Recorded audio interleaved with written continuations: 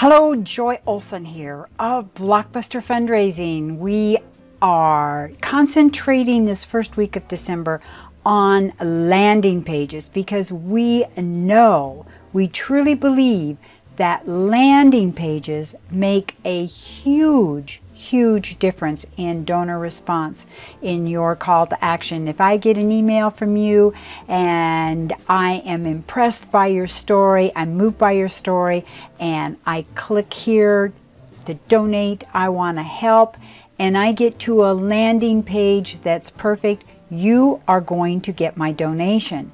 If I click that button, donate now, and it sends me off to a page that isn't even coordinated or branded with the same image or the same story, and it doesn't even have your website or URL on it, I'm going to be confused. I'm going to think, I don't know. I don't feel as good about this. I'm not sure I'm in the right place. Landing pages. You need to have landing pages. Now more than ever, it's essential. All right, so let's talk about landing pages and why they even exist. And they exist because you want your donor, your visitor, to take a specific action, okay? And that's, you want them to fill out this form and donate. So that is what a landing page is. It's all about forms, literally. You can extrapolate it down to a form that your donor can fill out to help.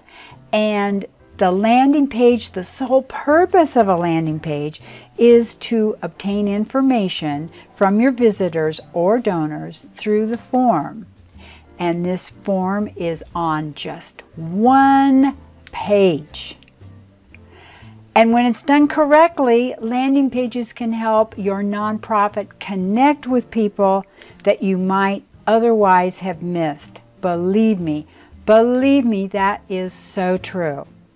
Because it can be donate, volunteer, join our mailing list. Your nonprofit can use landing pages throughout the entire year to promote a variety of actions. Right now in December, we're thinking about our landing pages for year-end fundraising, but they can be used many ways. You just can't use them all at once.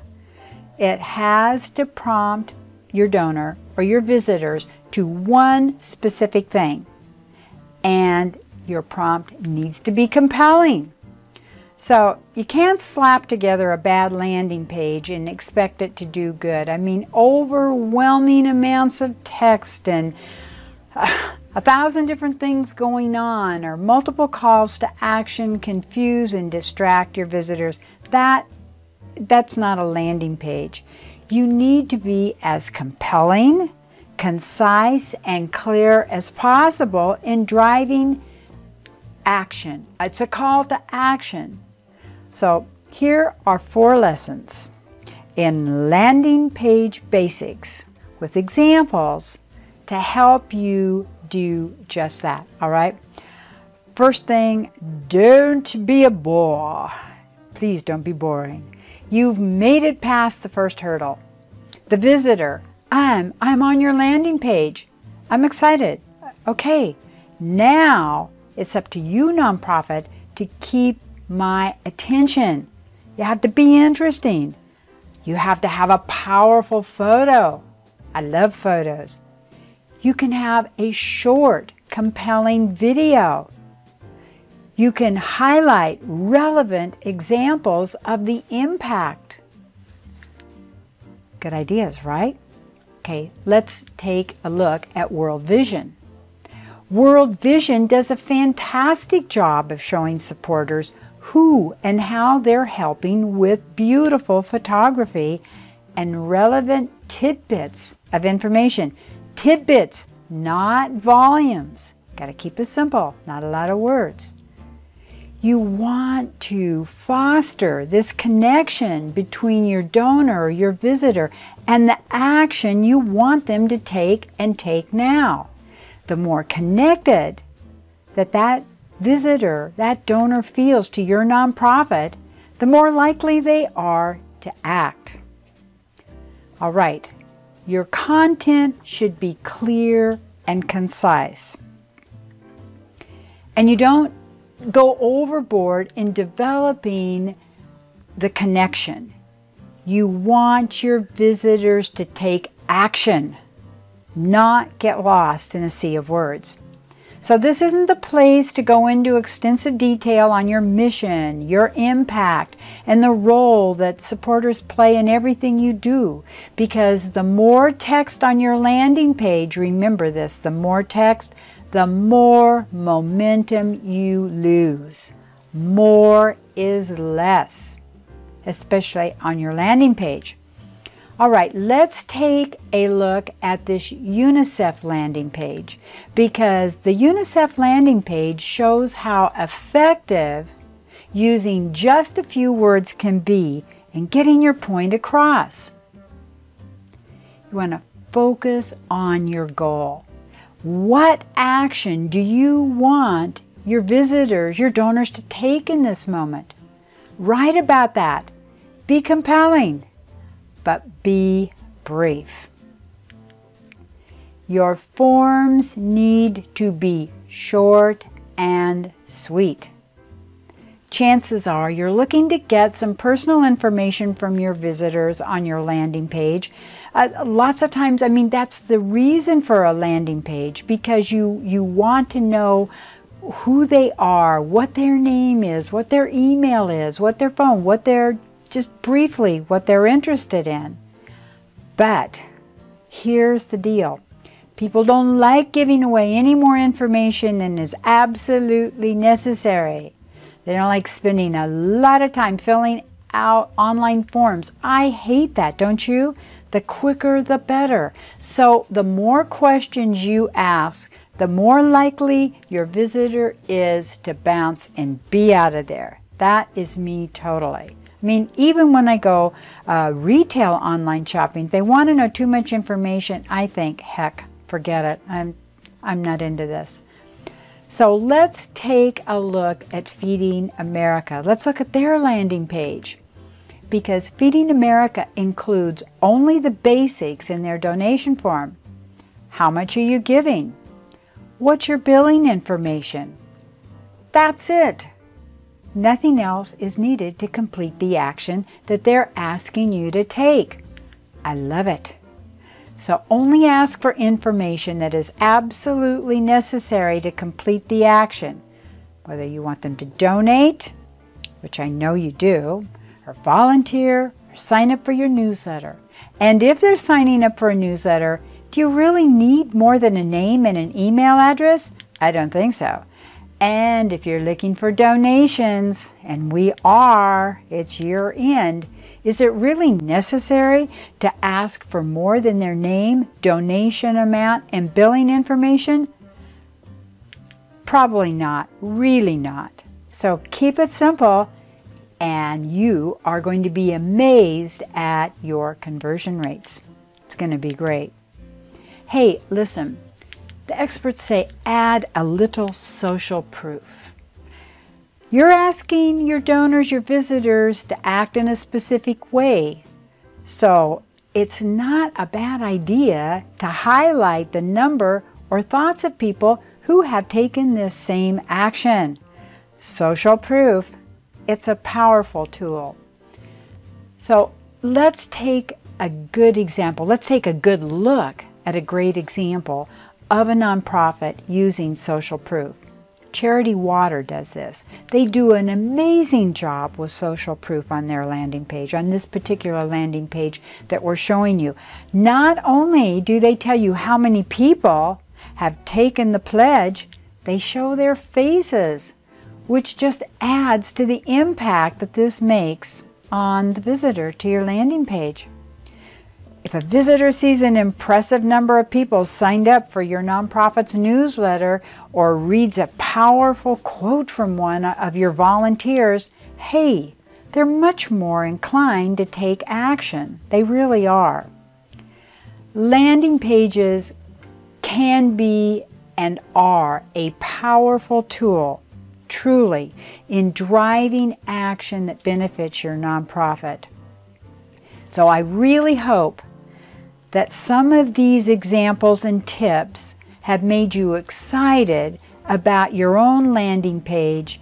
If you've got them, great. Go out then and tweak and make them even better. And if you're new to landing pages, hurry, get going. You can do this. It's not, I was going to say it's not rocket science, but take the leap and get on the landing page bandwagon, because it works. Landing pages can make a huge difference for you, and will make a huge difference for you this last month of fundraising, especially with all those emails that you're going to be putting out there. And so I want to talk to you about the one element that all landing pages have in common, and that's the button. All right, and you're like on every email you're going to send out with your story, you're going to say, you know, donate here, and it's the button that